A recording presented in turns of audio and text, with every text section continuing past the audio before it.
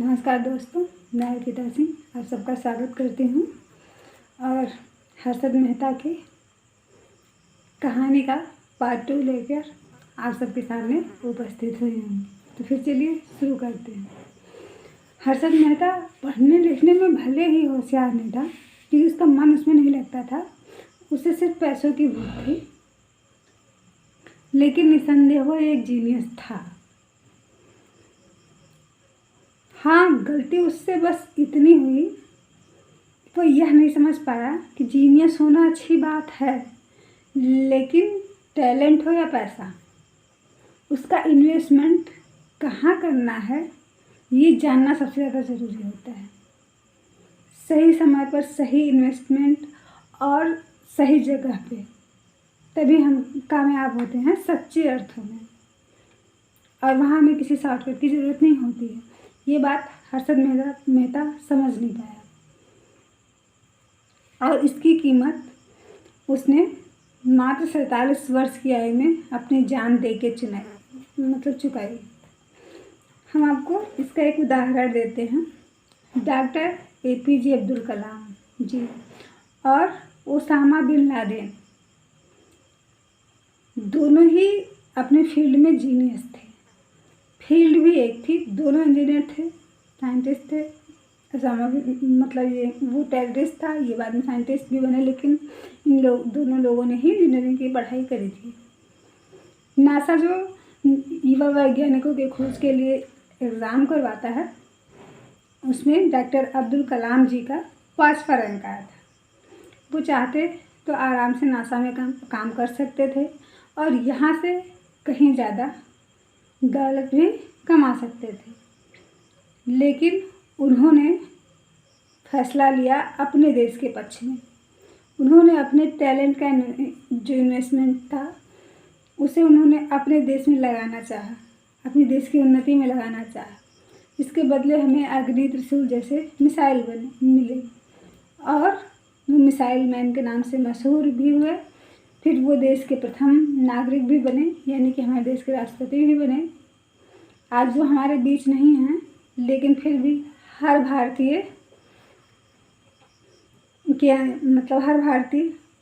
आज उनकी उतनी ही रिस्पेक्ट करता है, उतना ही प्यार करता है और वो सबके आइडियल है।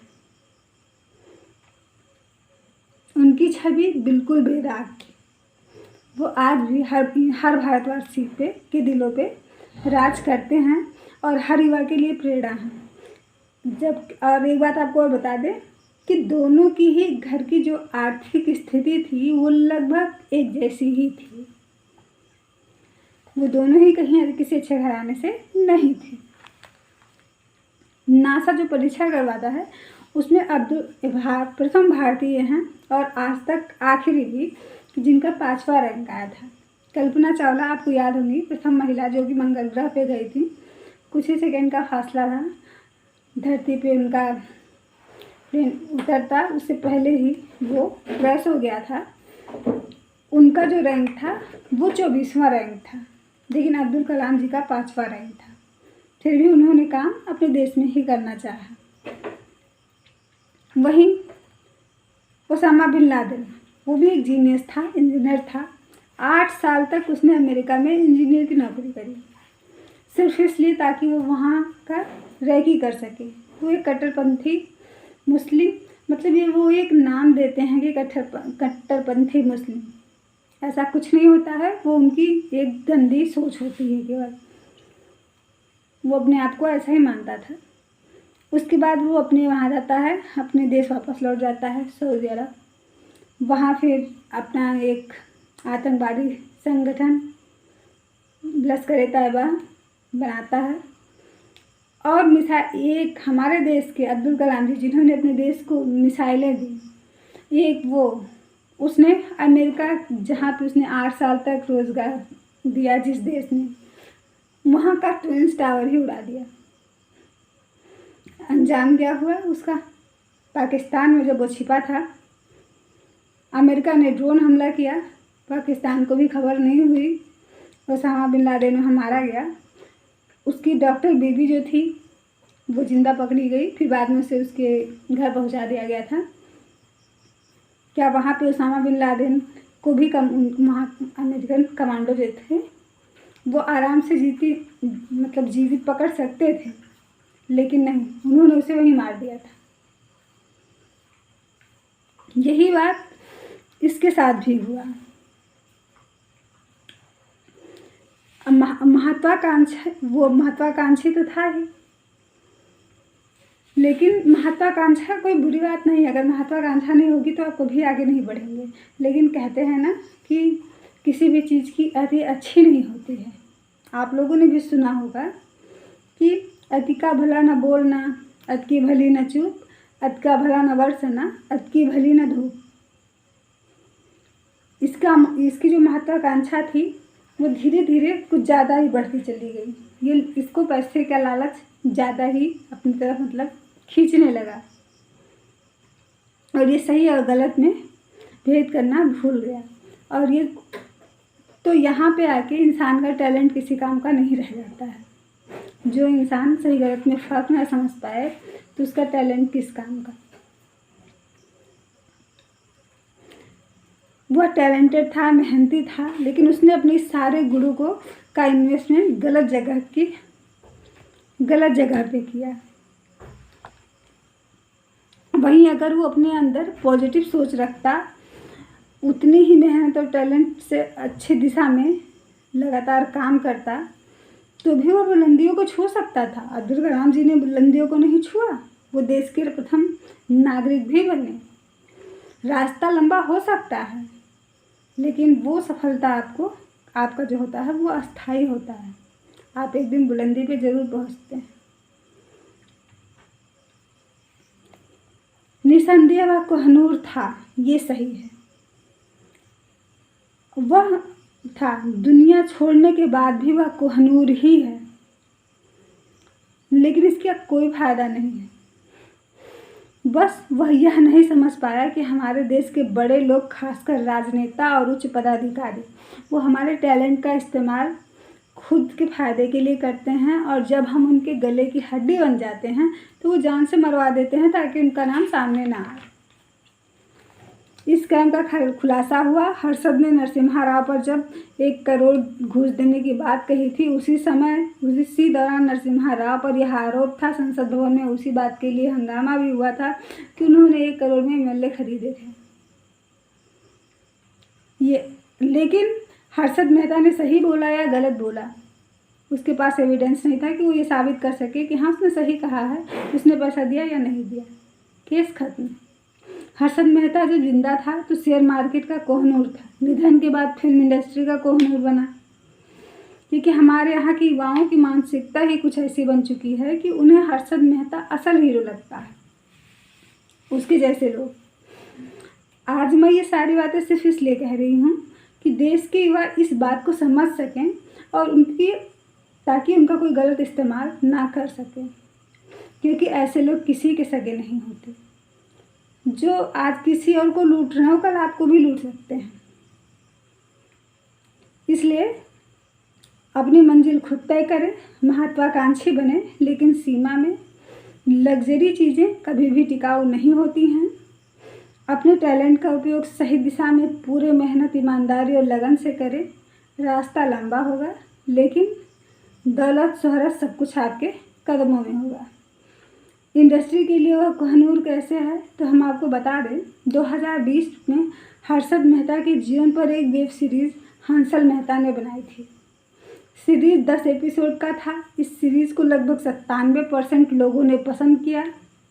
इसमें हर्षद का किरदार निभाया था प्रतीक गांधी ने, अंजलि बरोट ने ज्योति मेहता यानी हर्षद मेहता की पत्नी का, और किरदार निभाया था श्रेया धन्वंतरी ने सुचिता दलाल का, उस प्रेस रिपोर्टर का, टाइम्स ऑफ इंडिया की, जिन्होंने उस स्कैम का खुलासा किया था।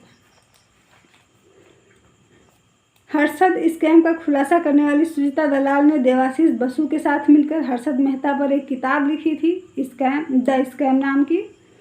वो भी काफ़ी पॉपुलर हुई थी, और वो जो वेब सीरीज़ बनी थी वो उसी पे बनी थी, और किताब ने भी अच्छा खासा पैसा बनाया। अब आप उसके टैलेंट का अंदाज़ा खुद लगा सकते हैं कि मरने के बाद भी वो दूसरे उसके नाम से कितना पैसा बना रहे हैं। हर्षद मेहता की ज़िंदगी पर फिल्म भी आई, वो भी उसी बुक पे आधारित है, द बिग बुल 2021 में, जिसका ट्रेलर 19 मार्च 2021 को रिलीज़ किया गया। डायरेक्टर थे कुकी गुलाटी, प्रोड्यूसर जाने माने अभिनेता अजय देवगन, और हर्षद मेहता का किरदार निभाया है अभिषेक बच्चन ने, जो काफ़ी दिनों से इंडस्ट्री से दूर थे और वेब सीरीज़ में काम कर रहे थे, यानी कि बॉलीवुड में उनका करियर हाशिए पे था। फिल्म 8 अप्रैल 2021 को रिलीज़ हुई। हंसल मेहता की वेब सीरीज़ और द बिग बुल फिल्म दोनों ही द स्कैम किताब पे ही आधारित है। जिस हर्षद मेहता को 90 के दशक में शेयर मार्केट का अमिताभ बच्चन कहा जाता था, उसका किरदार अमिताभ बच्चन के ही बेटे अभिषेक बच्चन ने निभाया। इसके अलावा इस फिल्म में इलियाना डिक्रूज, सोहम शाह, निकिता दत्ता भी हैं। हर्षद मेहता की अति महत्वाकांक्षा और उसकी परवरिश में भी मेन चीज़ परवरिश भी होती है।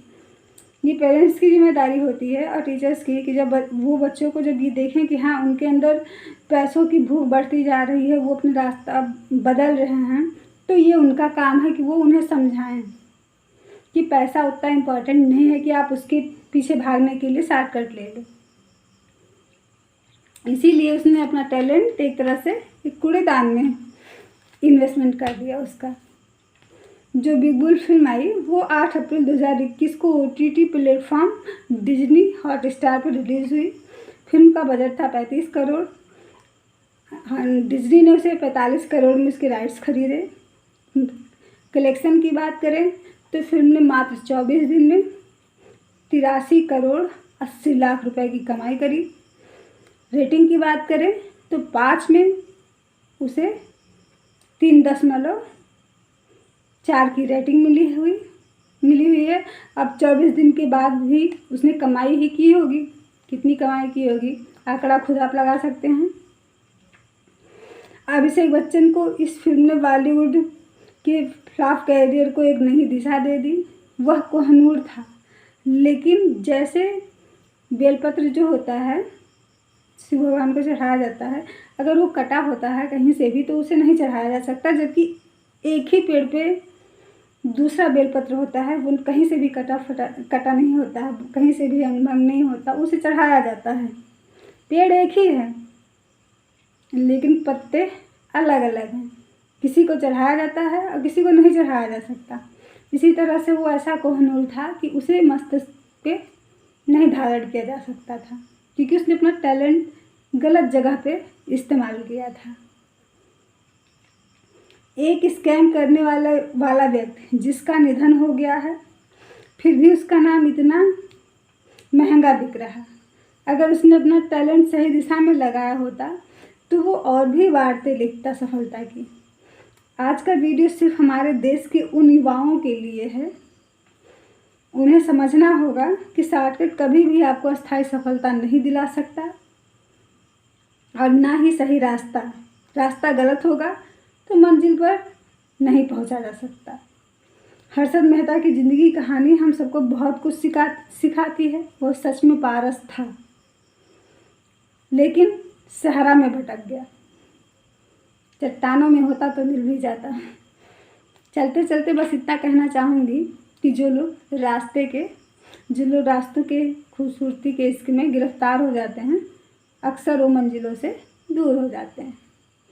उम्मीद है दोस्तों आपको ये वीडियो पसंद आया होगा। अगर पसंद आया है तो प्लीज़ आप इसे लाइक करें, शेयर करें, सब्सक्राइब करें। धन्यवाद। फिर मिलते हैं किसी ऐसे वीडियो के साथ। जय हिंद, जय भारत।